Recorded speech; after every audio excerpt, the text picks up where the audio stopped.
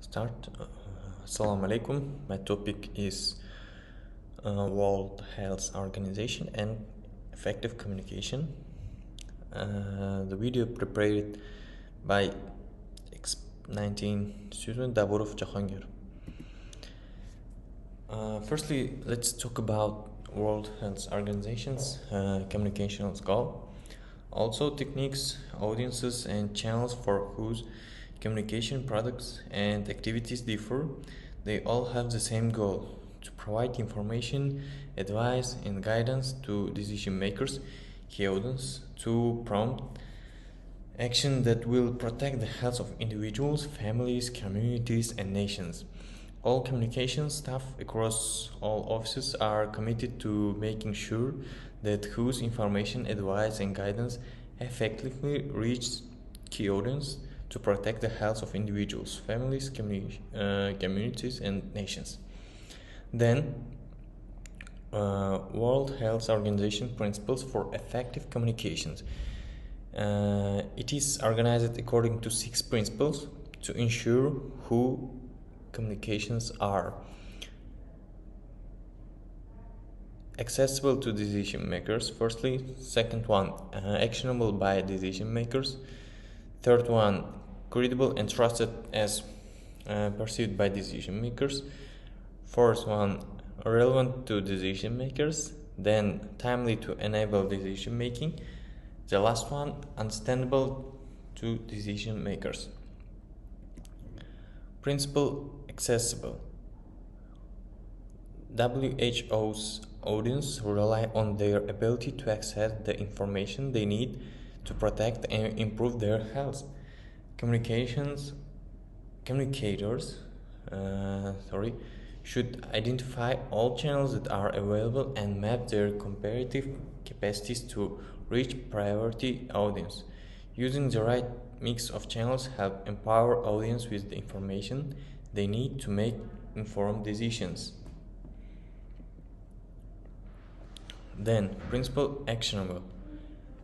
WHO's work is designed to support the adoption of healthy behaviors and the implementation of policies to protect health.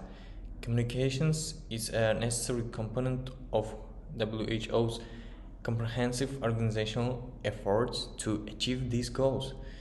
To be successful, communicators must understand target audience, knowledge, attitudes, and behaviors in order to create messages that address barriers and encourage the decision makers to take the recommended steps.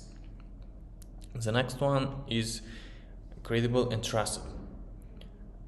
World Health Organization's reputation is a key factor for wherever individuals will take action on the organization's advice and guidance.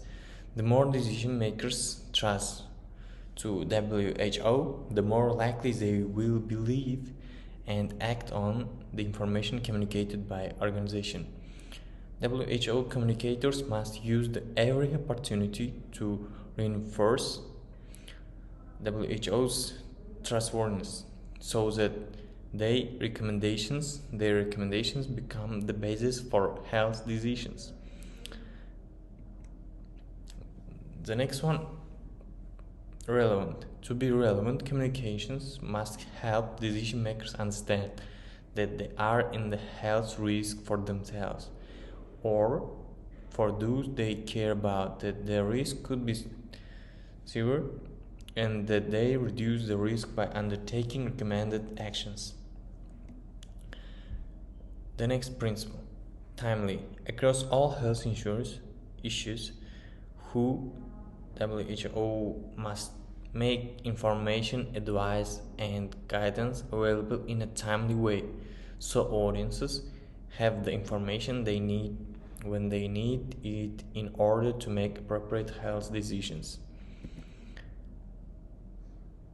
WHO's communicators with a wide variety of decision makers. Some have backgrounds in medicine and public health and rely on WHO for technical information. However, many key audiences are not technical experts They need information that is easy to understand in order to understand health risks and take appropriate actions. This principle is understandable. Then, let's talk about purposes of communication evaluation.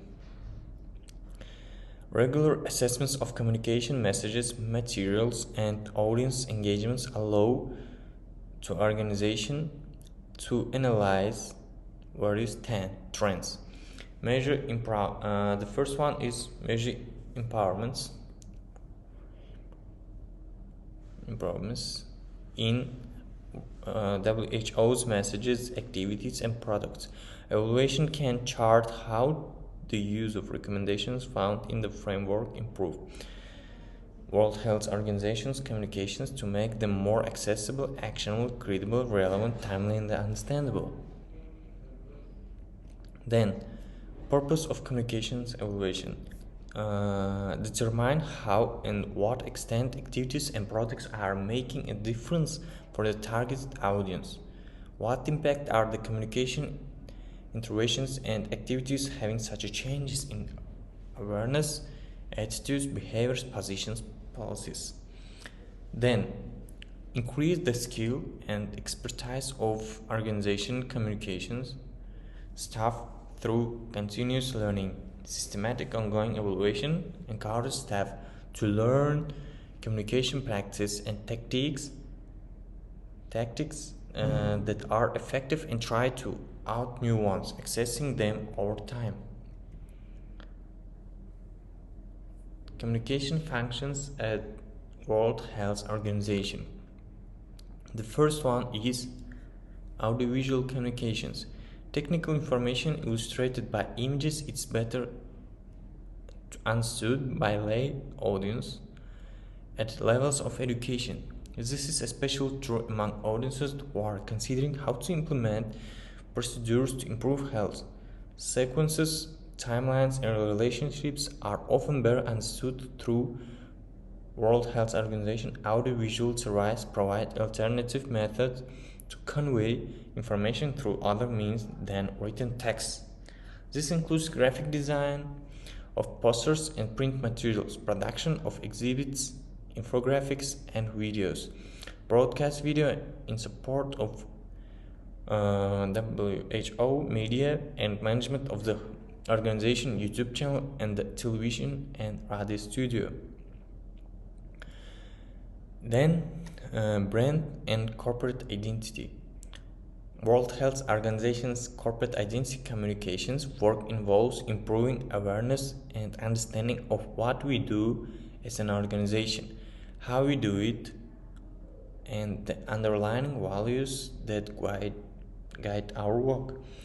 More concretely, we identify opportunities both internally and externally for creating awareness of our work, provide communications for positioning WHO at events of importance for global health, run training session for staff on what it means to be a World Health Organization brand ambassador, and develop policies and guidance on use of their logo and other brand products, and advice on their use.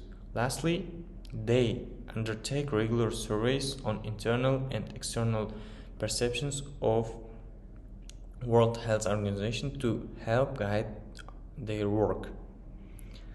Then, emergency communications. In emergencies, World Health Organization's communications objectives are to ensure that at-risk and affected people as well as stakeholders have the information they need to protect their health and safety. It's important to maintain their confidence in WHO so that they trust and act on the information and guidance. Then it's communicating in many languages. As a global reference authority for health, World Health Organization makes information available as appropriate in the 6 official languages: Arabic, Chinese, English, French, Russian, Spanish. while World Health Organization gives priority to its official languages. It recognizes that the world's people live and work in what we do. Communications functions at World Health Organization's 51 many more languages and communicates in other languages. Portuguese, German, and etc. whenever possible and urgently needed. To broaden its reach to these audiences and ensure that health information reaches people who need it, World Health Organization has put a framework in place and developed processes and tools to publish in 6 languages. This makes access to health information and World Health Organization communication resource more equitable and effective as supported by multilingualism. Plan of action reported by the Secretary. Then the next one is social media. The social media landscape is constantly evolving and World Health Organization headquarters currently engages social media subscribers on 11 channels: Twitter, Facebook, Google+, YouTube, Instagram, LinkedIn, Storyfy, Foursquare, Vine, Elo, and Periscope. All 6 World Health Organization regions also have a presence on Twitter and Facebook, and many countries' offices are developing the capacity to sustain a social media presence as well. By participating in social media conversations and disseminating credible information through social media, World Health Organization can drive traffic to the World Health Organization website where more detailed and trusted content can be found. The World Health Organization's main social media, What We Do, communications functions at WHO, 52 channels, Twitter and Facebook now reach almost 6 million subscribers with daily health information. News media. World Health Organization's media engagement makes it possible for the organization to quickly connect with people across the globe. WHO content is widely covered by influential and popular news media across all outlets and across the world. Coverage includes digital and traditional TV and radio, wire agencies, print outlets, and various social media platforms. World Health Organization media officers develop and disseminate press releases, notices, and advisors, and arrange for social media interview with who is technical expert. Act as a spokespersons for WHO and organize and conduct press conferences. Press conferences are disseminated through phone, live, and Facebook streaming, and after event audio video transcript files. That was the last slide. All in all, I want to mention that World Health Organization helped us a lot during the quarantine, the peak of pandemic, cause every day on news they were communicating with people around the world through social media, TV or radio, and so on. Their advices, I think, every time helped to us to stay safe. That's all. Thank you for your attention.